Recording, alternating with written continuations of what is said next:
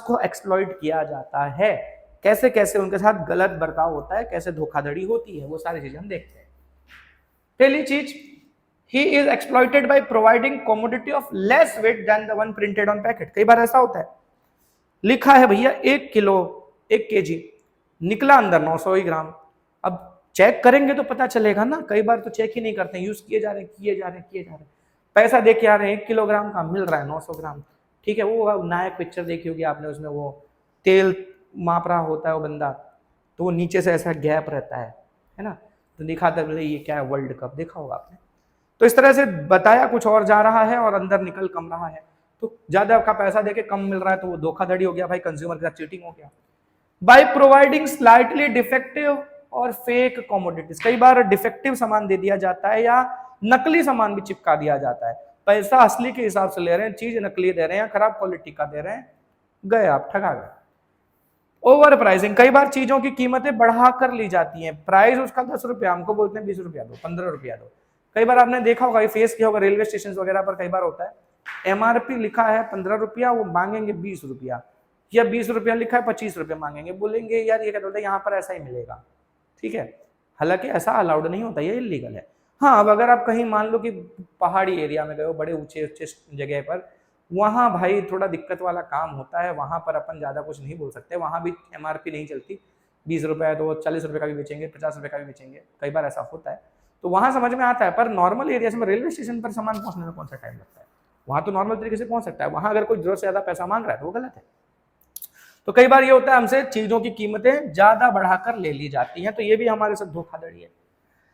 Bye providing adulterated goods which are dangerous, मिलावटी सामान दे देते हैं, ठीक है, उसके अंदर कुछ खराब चीज मिक्स कर दी जाती है ताकि दिखने में सेम लगेगा, वजन उसका बराबर आ जाएगा, पैसा हम बराबर दे रहे हैं, चीजें उसमें से मान लो कि चावल खरीद रहे हैं, चावल के अंदर कुछ गलत चीजें भर दी गई हैं, दिखने में चावल जैसा ही है, 1 किलो चावल खरीदा, पता चला 700 ग्राम चावल था, 300 ग्राम उसमें फालतू चीज थी जो कि हमको खाने का नुकसान भी करेगी। तो ये सब चीजें भी होती है, तो मिलावटी सामान कई बार दे देते हैं जो हमको नुकसान करता है। फिर अनसेटिस्फैक्टरी आफ्टर सेल सर्विसेज, कई बार बड़े बड़े दावे किए जाते हैं सामान खरीदना, अरे आप खाली ले जाओ, बाकी टेंशन नहीं है, ऐसा वैसा, आप रात को फोन करना 2 बजे, हम 2 बजे सर्विस देने आ जाएंगे, अगर कुछ बिगड़ गया खराब हो गया तो। बाद में तुम दिन में भी टाइम पे भी फोन करोगे तो नहीं आते हैं। तो कई बार ऐसा होता है कि हमको बेचते टाइम वो लोग बड़ी बड़ी बातें कर देते हैं, और जब टाइम आता है उस चीज का कभी कोई प्रॉब्लम को सॉल्व करने का, तो वो हाथ खड़े कर देते हैं, नहीं हो पाएगा भैया, ठीक है आप उससे बात करो, उससे बात करो, उसे घुमाया जाता है। तो सेल्स के बाद की जो सर्विसेज है वो सही नहीं मिलती है, कई बार हमारे साथ ऐसा होता है। ऐसा ज्यादातर ये इलेक्ट्रिसिटी, बैंकिंग, इंश्योरेंस, इन सब में ज्यादा होता है। इंश्योरेंस कंपनियों का तो बहुत होता है, आपने सुना होगा, कई बार ऐसे न्यूज वगैरह में आते रहते हैं कि भाई बेच रहे थे, इंश्योरेंस बेच रहे थे, उस टाइम बोल दिया हाँ आप कभी भी करो, ऐसे ऐसे सब सॉल्व हो जाएगा। बाद में पता चला कि बंदा हॉस्पिटल में एडमिट हो गया, बिल विल लेके गया सबमिट करना है, तो बोलते हैं नहीं ये वाली बीमारी तो उसमें कवर ही नहीं होती है। तो कई बार ये भी होता है, सब डिटेल भी नहीं देते हैं ना ढंग से पहले। अच्छा, फिर seller or trader shows negligence and humiliates consumer by cheating in selection of goods by attractive and deceptive advertisement। कई बार बड़े लुभावने एडवर्टाइजमेंट्स होते हैं, बताते हैं हमको गलत तरीके से चीजों को प्रेजेंट करके हैं, और हम उसको देखकर अट्रैक्ट होकर वो चीजें ले लेते हैं, बाद में हमारे साथ वही धोखाधड़ी होती है। जैसे कि एग्जाम्पल देखो, ये अभी तो चेंज कर दिया इन लोगों ने नाम, है ना, अब इसका नाम कुछ इन लोगों ने शायद ग्लो एंड लवली रख दिया, पहले नाम था फेयर एंड लवली। अब इसमें क्या प्रॉब्लम था, देखो इसमें ना बीच में, अभी तो शायद आपने नहीं देखा होगा, ऐसा देते थे, फेयरनेस मीटर देते थे लोग। इसमें क्या बताते थे, कुछ हफ्ते तक लगाओ और गोरे हो जाओगे, ठीक है, आपका स्किन का कलर व्हाइट हो जाएगा। तो जैसे इसमें एक मीटर लगा के देते थे, इसका चेक करो, 1 हफ्ता लगाओ, चेक करो स्किन ऐसा इंप्रूव हुई, फिर 1 हफ्ते लगाओ, फिर मैच करो, अच्छा इतनी इंप्रूव हुई। तुम 10 साल भी लगा लो तो भी तुम्हारा कुछ नहीं होने वाला था, ठीक है। ऐसी कोई स्क्रीन से कोई गोरा गोरा नहीं होता है, ये सब बेवकूफ बनाने की स्कीमें हैं, और हमारे यहाँ की पब्लिक देख देख के अट्रैक्ट होकर खरीदती भी थी, ठीक है। तो बाद में थोड़ा कंट्रोवर्सी वगैरह हुआ, तो अब ये फेयर नाम हटा के इन लोगों ने ग्लो एंड लवली रख दिया, भाई बड़ा कंट्रोवर्सी हुआ था, ठीक है। तो attractive advertising, fair and handsome, लगा लो ऐसे, हैंडसम हो जाओ, रास्ते में जाओगे 4 लड़कियां पीछे दौड़ रही हैं, ऐसा ऐसा कुछ भी दिखाते हैं, परफ्यूम मार लो, देखा ही होगा आपने, क्या ही बोलना। तो इस तरह से लोगों को बेवकूफ बनाया जाता है, लोग बेवकूफ बन जाते हैं। फिर by adopting malpractices of selling, by selling fake goods in manner that they cause physical as well as mental harassment. कई बार हमको गलत सामान दे दिया जाता है, अब वो खराब होता रहता है, होता रहता है, होता रहता है, रिपेयर कराते रहो, परेशान रहो, दिमाग खराब हो जाता है, तो मेंटल हैरेसमेंट वगैरह हो जाता है। बाय क्रिएटिंग आर्टिफिशियल स्कैर्सिटी, कई बार क्या होता है जानबूझ के चीजों का शॉर्टेज क्रिएट कर दिया जाता है, कीमत बढ़ जाएगी, फिर उसको ब्लैक में बेचेंगे, महंगे दाम में बेचेंगे।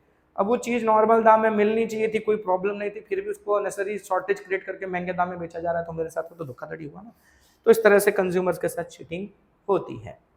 क्या वजह है कंज्यूमर्स के साथ एक्सप्लॉयटेशन की, कैसे होता है वो तो देख लिया, अब क्या वजहों से हो जाता है वो देखते हैं। तो पहली वजह है कि कंज्यूमर खुद ही रिस्पॉन्सिबल है भैया। क्यों रिस्पॉन्सिबल है? हम इग्नोरेंट हैं, हम जानने की कोशिश ही नहीं करते, हम गंवार वाले रह जाते हैं, पढ़े लिखे नहीं है तभी। कई बार होता है कि भाई पढ़े लिखे हैं ही नहीं, सच में नहीं है, कई बार पढ़े लिखे होने के बाद भी अनपढ़ों जैसा बिहेव करते हैं हम लोग, ठीक है। तो ये क्या है कि हम जानने की कोशिश नहीं करते हैं, डिटेल्स नहीं लेते हैं। मान लो उसने बोल दिया भैया ये ऑफर है, ये इसमें ले लो ले लो, बाद में लेके चले आए, बाद में बिगड़ा तो बोला अच्छा, तो बोला यार ऑफर में था तो वारंटी नहीं मिलेगा, तो ऐसा ऐसा बता दिया कुछ भी। तो ये है कि हम अट्रैक्ट होके हमने ज्यादा डिटेल्स ली नहीं, और ज्यादा डिटेल्स नहीं ले तो बाद में पछताना पड़ता है। तो ये चीजें। दूसरा ये कि कई बार होता है कि हमारे साथ धोखाधड़ी हो भी गई तो हम उसके अगेंस्ट कुछ करना नहीं चाहते, जाने दो यार क्या कौन ये सब पुलिस केस कचहरी के चक्कर में पड़े, तो ये भी करते हैं लोग। दूसरा लिमिटेड इंफॉर्मेशन, कई बार चीजों पर ना कंप्लीट डिटेल्स नहीं होती, इंफॉर्मेशन वगैरह नहीं दी जाती। मान लो कोई सामान है, उस पर जनरली जो लोकल में हमारे बहुत सारी चीजें पैक वाली मिलती हैं, ठीक है, बड़ी कंपनियों का तो नहीं, छोटी छोटी लोकल वाली कंपनियां होती हैं, उनका पैक्ड आइटम होता है, कई बार उस पर ना एक्सपायरी का डेट या कितने टाइम में उसको यूज कर लेना ये मेंशन नहीं होता है, ठीक है। और कई बार मेंशन होता भी है ना, तो इस तरह से छापा रहता है ना, वो कुछ लगा के ना क्लीन कर देते हैं उसको। तो अब मान लो कि फॉर एग्जाम्पल एक ब्रेड लेने गए और अब वो ब्रेड पर उसका ना एक्सपायर हो गया है वो 2 दिन पहले ही, पर वो बंदे ने उसका मिटा दिया या छपा ही नहीं था, ऐसा भी है, डिटेल ही नहीं उस पर। तुम गए खरीद के ले आए, सड़ा सड़ा ही खा रहे हो, पैसा बर्बाद गया। कई बार खा भी लेते हैं, बच्चों को तो दो पता भी चले, खा लेंगे बीमार हो जाएंगे, सब दिक्कतें होती है।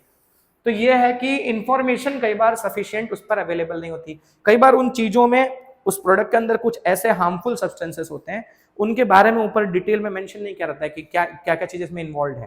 जैसे लिखा था किन किन चीजों बनता है, कंपोजिशन लिखा रहता है, तो कई बार कुछ हार्मफुल सब्सटेंसेस उसमें ऐड किए गए रहते हैं, प्रिजर्वेटिव्स कुछ ऐसे होते हैं जो कई देशों में अलाउड नहीं है पर हमारे देश में अलाउड है। जैसे भी अभी हाल में न्यूज में आया था कि हमारे देश में कई मसाले के ब्रांड्स हैं, उन मसालों के ब्रांड्स पर गवर्नमेंट ने वो चेकिंग वगैरह किया तो उन पर बैन लगा दिया, और वो कई समय से बेच रहे हैं, लंबे समय से।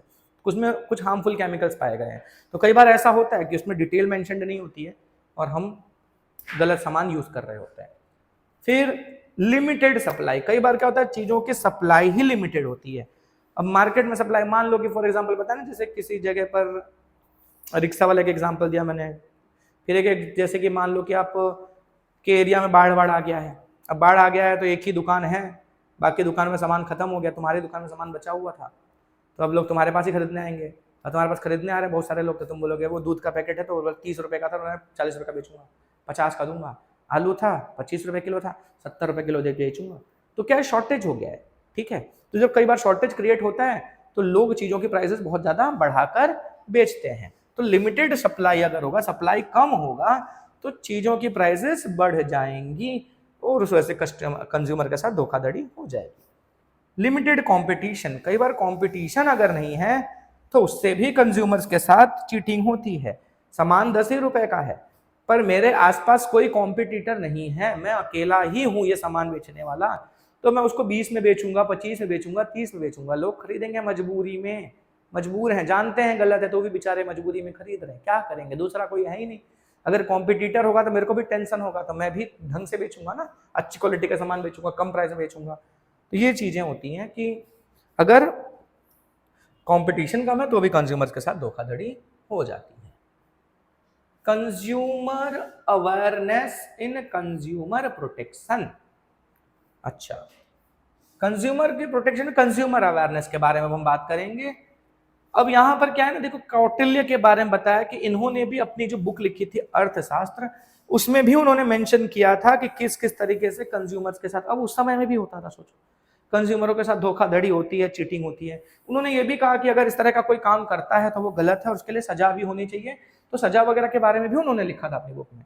इसके अलावा बताया गया है कि अमेरिका के जो प्रेसिडेंट थे JF Kennedy, John F Kennedy यानी जॉन फ्रैंकलिन कैनेडी, इन्होंने 15 मार्च 1962 में अमेरिका के पार्लियामेंट में कंज्यूमर के राइट्स के बारे में बात करते हुए 4 राइट्स दिए उनको, मतलब गवर्नमेंट ने, अमेरिका की गवर्नमेंट ने लॉ बना दिया कि कंज्यूमरों के लिए कम से कम ये 4 राइट्स हैं कंज्यूमर को, ऐसे 4 राइट्स मेंशन करता हुआ बिल पार्लियामेंट में प्रेजेंट किया और ये सब इंफॉर्मेशन दी। और ये कब हुआ? 15 मार्च 1962 को। उन्होंने ये बताया उस टाइम पे, बोलते बोलते भी बोला कि भाई देखो कैसे एक तरीके से कंज्यूमर्स के साथ धोखाधड़ी होती है, चीटिंग होती है, तो इसके बारे में हमको सोचना चाहिए, समझना चाहिए, और इसीलिए हमने कंज्यूमर्स को प्रोटेक्ट करने के लिए उनके लिए 4 राइट्स डिक्लेयर किए हैं। अच्छा, इसके अलावा एक इंटरनेशनल ऑर्गेनाइजेशन है, नाम है कंज्यूमर्स इंटरनेशनल। इसने भी अपना एक नोटिफिकेशन आउट किया, मतलब मार्केट में लॉन्च किया, जिसमें ये बताया कंज्यूमर्स के बारे में, उनको कुछ राइट्स होने चाहिए, कंज्यूमर्स को मिलने चाहिए, उन राइट्स के बारे में पब्लिश किया कि ये राइट तो हर कंज्यूमर को कम से कम मिलना चाहिए। तो ये भी इन लोगों ने किया। वो डेट कौन सी थी? 15 मार्च की। लेकिन ये कब हुआ था? 1983 में। अच्छा, अब ये 15 मार्च को 2 बड़े बड़े इंपॉर्टेंट चीजें हुई हैं, इस वजह से 15 मार्च की कंज्यूमर्स को लेकर बड़ी इंपॉर्टेंस हो जाती है, और इस वजह से 15 मार्च को वर्ल्ड कंज्यूमर डे की तरह मनाया जाता है हर साल पूरी दुनिया में। 15 मार्च इज वर्ल्ड कंज्यूमर डे। इसके बाद क्या हुआ? 16 अप्रैल 1985 में यूनाइटेड नेशन भी कूदा। अब यूनाइटेड नेशन को भी रियलाइज हुआ कि भाई कंज्यूमर्स के राइट्स के बारे में हमें बात करना चाहिए, तो यूनाइटेड नेशन ने 8 बेसिक राइट्स डिक्लेयर किए कंज्यूमर्स के लिए। ठीक है, उन्होंने एक बिल प्रेजेंट किया होगा, United Nations guidelines for consumer protection, इस नाम से एक बिल पास किया। इस बिल में कंज्यूमर को 8 राइट्स देने की बात कही गई।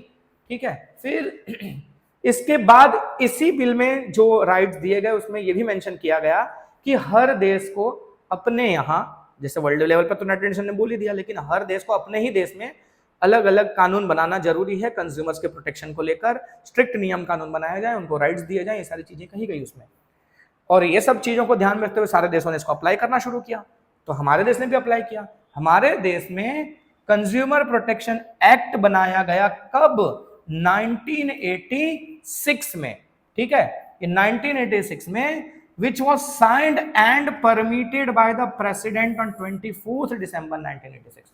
पार्लियामेंट में बिल प्रेजेंट हुआ, सब चर्चा हुई, फाइनलाइज हुआ, पास हुआ। वहां से फिर कोई भी बिल जब होता है फाइनली प्रेसिडेंट के पास जाता है साइन के लिए, तो प्रेसिडेंट का सिग्नेचर और कंसेंट फाइनलाइज हुआ 24 दिसंबर 1986 को। और क्योंकि 24 दिसंबर को इंडिया में ये लॉ इंप्लीमेंट हो गया, इसीलिए हर साल 24 दिसंबर को इंडिया में नेशनल कंज्यूमर राइट्स डे मनाया जाता है। ये सारे डेट्स इंपॉर्टेंट हैं। 24 दिसंबर इंडिया में नेशनल कंज्यूमर राइट्स डे मनाया जाता है, और वर्ल्ड कंज्यूमर डे 15 मार्च को मनाया जाता है। ये याद रखना। अब इंडिया के लेवल पर, नेशनल लेवल पर हो गया, तो स्टेट लेवल पर भी चालू हुआ। तो गुजरात गवर्नमेंट ने भी गुजरात कंज्यूमर प्रोटेक्शन एक्ट पास किया 1988 में, लेकिन कब? 18 फरवरी 1988 को। तो गुजरात में भी कंज्यूमर एक्ट पास हुआ। तो legislation concerning consumer rights, consumer rights के रिगार्डिंग क्या लेजिस्लेशंस, क्या लॉज वगैरह बनाए गए हैं, ठीक है, वो सब चीजें हम इसमें पढ़ेंगे। अब क्या प्रोविजंस किए गए। Consumer protection act is a milestone in the history of socio economic acts of India. ऐसा कहा जा रहा है जो इंडिया में सोशियो इकोनॉमिक एक्ट्स बनाए गए, समाज में लेकर, इकोनॉमी को लेकर जो कानून बनाए गए हैं, उसमें एक बहुत बड़ा नाम है, ये बहुत बड़ा अचीवमेंट है, माइलस्टोन कहा गया है इसको, क्योंकि इस तरह के लॉज की वजह से कंज्यूमर के राइट्स वगैरह प्रोटेक्ट हो रहे हैं। इंडिया में कंज्यूमर को लेकर बहुत बड़ी बड़ी पहल की जा रही है इस वजह से। अच्छा, अब इसमें क्या क्या प्रोविजंस हैं। पहला बोला गया है रिलेटेड टू कंज्यूमर सर्विस। इसके हिसाब से कंज्यूमर कौन है, ये एक डेफिनेशन तय की गई है कि किसको कंज्यूमर कहा जा सकता है। ठीक है, in terms of commodity a consumer is one, commodity के टर्म्स में कि सामान खरीदा है उसके टर्म्स में, is one who has legal protection for this any of the following person. If a person has made payment or has promised to make payment, उसने कुछ पेमेंट किया हुआ है या पेमेंट देने का वादा किया हुआ है, या कोई अग्रीमेंट उसने साइन किया है कि मैं किस तरह से पेमेंट करूंगा, आगे चलकर पेमेंट करूंगा, थोड़ा थोड़ा करके पेमेंट, जैसे EMI वगैरह होता है, तो इस तरह की चीजें उसने की हैं, तो हम उसे कंज्यूमर कह सकते हैं। किसी भी प्रोडक्ट या सर्विस के अगेंस्ट में उसने पेमेंट कर दिया है, पेमेंट करने का वादा किया है, कुछ टर्म्स एंड कंडीशंस डिसाइड हुई है पेमेंट को लेकर, तो उस बंदे को हम कंज्यूमर कह सकते हैं। The person who pays the value of product either in the form of instalments और by the hire purchase system. कभी होता है कि हम प्रोडक्ट पूरा खरीद लेते हैं और उसके बदले में उसको पेमेंट दे देते हैं। कई बार होता है हम कुछ समय के लिए चीज़ों को हायर करते हैं, जैसे आप कैब बुकिंग कर रहे हो, थोड़े दूर गए, उसका पेमेंट कर दिया, तो ये हायर परचेज सिस्टम वगैरह इस तरह से, या पूरा का पूरा प्रोडक्ट खरीदा है इंस्टॉलमेंट में पे कर रहे हैं, ठीक है। तो इन सभी को इसके बदले में अगर मैं सर्विस या कोई प्रोडक्ट खरीद रहा हूँ, यूज कर रहा हूँ, तो मैं कंज्यूमर कहलाऊंगा। तो ये कंज्यूमर को डिफाइन करता है हमारा लॉ। इसमें इंपॉर्टेंट पॉइंट बताया गया है, if any person sells a purchased product for business और कमर्शियल पर्पस। अगर मैं कोई चीज खरीद रहा हूं, मेरा पर्पस है उस चीज को खरीदने के पीछे का कि बिजनेस, मैं उसे खरीद कर बेच रहा हूं, कुछ प्रॉफिट कमाने के लिए उसका इस्तेमाल कर रहा हूं, तो उस केस में मैं कंज्यूमर नहीं कहलाऊंगा, ठीक है। जैसे मैंने आलू खरीदा, आलू यूज किया, अपने लिए यूज किया, तो मैं कंज्यूमर हूं, लेकिन मैंने आलू यूज किया और बेच दिया, कोई और यूज कर रहा है, तो उस केस में मैं कंज्यूमर नहीं हूं। तो इस तरह से ये स्पेशली मेंशन किया गया है। अच्छा, according to the provision, if the type, quality of goods, services as well as the agreement are not as per prevailing law और प्रोवाइडेड सर्विसेज आर डिफेक्टिव और deficient और commodity is substandard quality, the consumer may complain under consumer protection law। Law ये कहता है कि जिस तरह का वादा करके आपको प्रोडक्ट बेचा गया था, जो जो बड़ी बड़ी बातें की गई हैं, अगर वो सारी चीजें फुलफिल नहीं हो रही हैं, तो आप कंप्लेन कर सकते हो। फेयर एंड लवली लगा के गोरे हो जाओगे ये बोला था, और अगर लगा के गोरे नहीं हो रहे हो तो आप कंप्लेन कर सकते हैं। तो ये प्रोविजन दिया गया है। या फिर अगर आपको कोई डिफेक्टिव कमोडिटी दे दी गई, कोई मिलावट वाली चीज दे दी गई, ठीक है, स्टैंडर्ड उसका खराब है, ठीक है, सब स्टैंडर्ड क्वालिटी का है, तो इस तरह का अगर कुछ है तो आप कंप्लेन कर सकते हैं। राइट्स ऑफ कंज्यूमर, इस लॉ में पहले तो डिफाइन किया कंज्यूमर कौन है, कंज्यूमर क्या कर सकता है। कंज्यूमर के राइट्स भी मेंशन किए गए हैं। तो राइट्स कुछ स्पेशल राइट्स हैं। इसमें पहला राइट बताया गया है राइट टू सेफ्टी। सेफ्टी मतलब उसको, कंज्यूमर को ऐसा सामान मिले जिसकी वजह से उसके हेल्थ को नुकसान ना पहुंचे, उसको कोई किसी भी तरह का हरासमेंट ना हो, चाहे फिजिकल हो चाहे मेंटल हो, ठीक है। अच्छा, फिर राइट टू गेट इंफॉर्मेशन, उसको सारी इंफॉर्मेशन मिलनी चाहिए। कई बार क्या होता है कि आप सामान लेने जा रहे हो, सामने वाला बंदा आपको जानबूझ के छोटी मोटी इंफॉर्मेशन दे रहा है, सारी इंफॉर्मेशन नहीं दे रहा, ठीक है। तो ये आपका अधिकार है, आप चाहें वो सारी इंफॉर्मेशन कलेक्ट कर सकते हैं। अब इम्पोर्टेंट हो, काम की हो तो समझ में आता है, बिना मतलब के डिटेल्स मांगोगे तो उसका कोई मतलब नहीं है। बोलोगे अंकल ये समोसा बनाने वाले का नाम बताओ, ठीक है, उसकी एज बताओ, उसका बर्थ कहाँ हुआ है ये बताओ, ये सारी चीज़ें पूछोगे तो कोई मीनिंगफुल नहीं है, ठीक है। क्या यूज़ किया गया है, कौन सा ऑयल यूज़ किया गया है, ये सारी चीज़ें पूछ सकते हो। और अगर आसपास लारी पे तो नहीं पूछ सकते, बड़े बड़े ब्रांड वाले उनके यहाँ पूछ सकते हो, ठीक है। मतलब एक एग्जाम्पल है, जो भी इंफॉर्मेशन आप मांगोगे सामने वाले को वो आपको प्रोवाइड करना पड़ेगा, वैलिड इंफॉर्मेशन होनी चाहिए, ठीक है, फालतू के नहीं।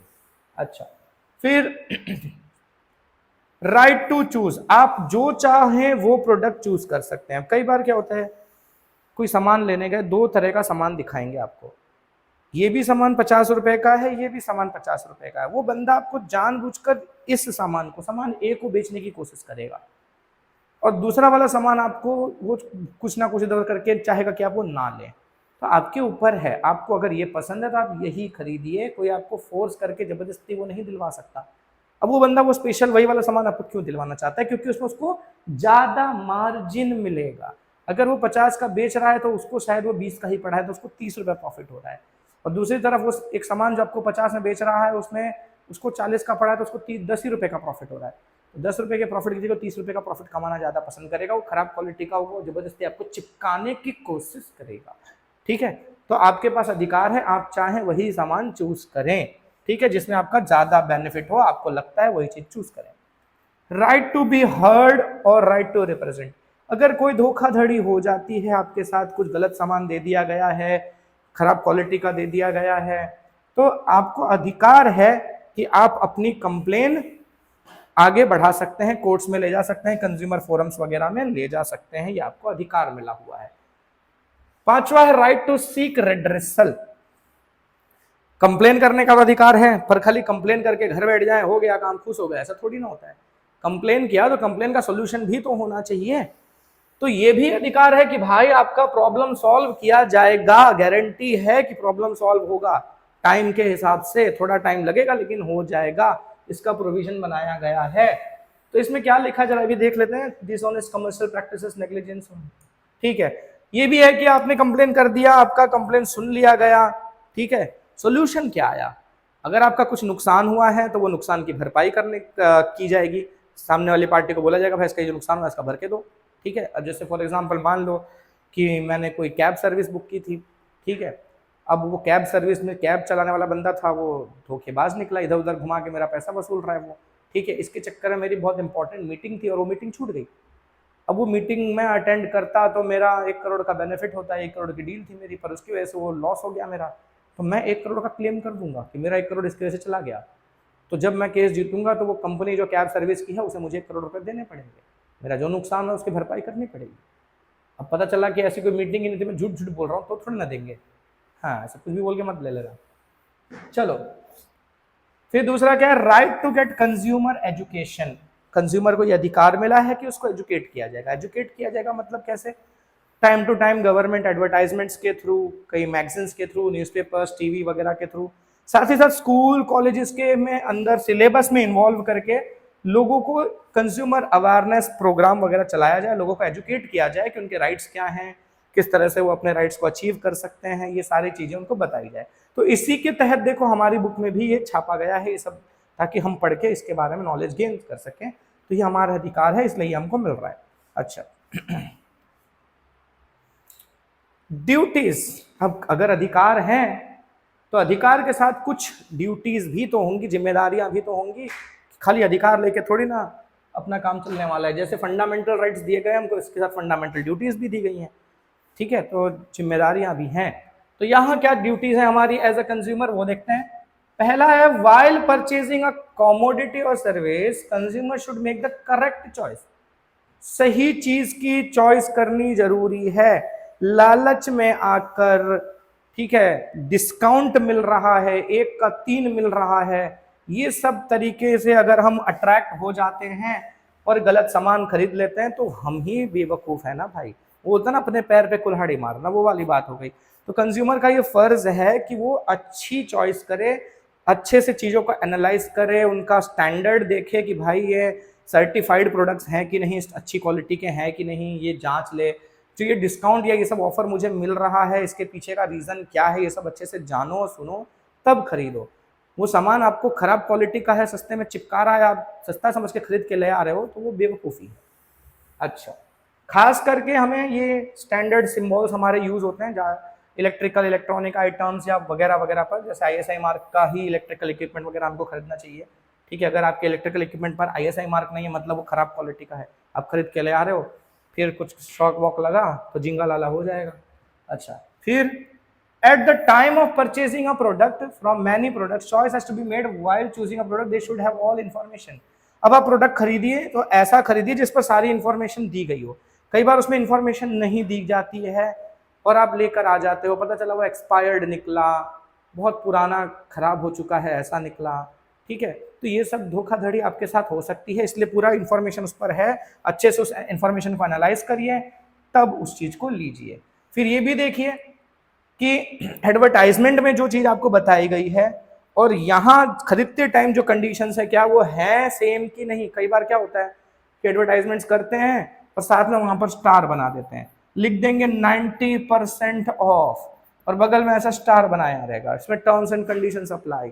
आप पहुंच गए खरीदने, आपने 4-5 चीजें ले ली, पूरा डाल डाल के बास्केट में लेके पहुंच गए, बिलिंग चालू हुई तो पता चला कि उसमें एक ही प्रोडक्ट पर 90% का ऑफ था, बाकी पर था ही नहीं। उस टाइम आपकी फिर बहसबाजी चालू होगी। कई बार क्या अपना सोचते हैं कि यार क्यों इधर अब ये सब झिझक करना, लाओ ले लेते हैं।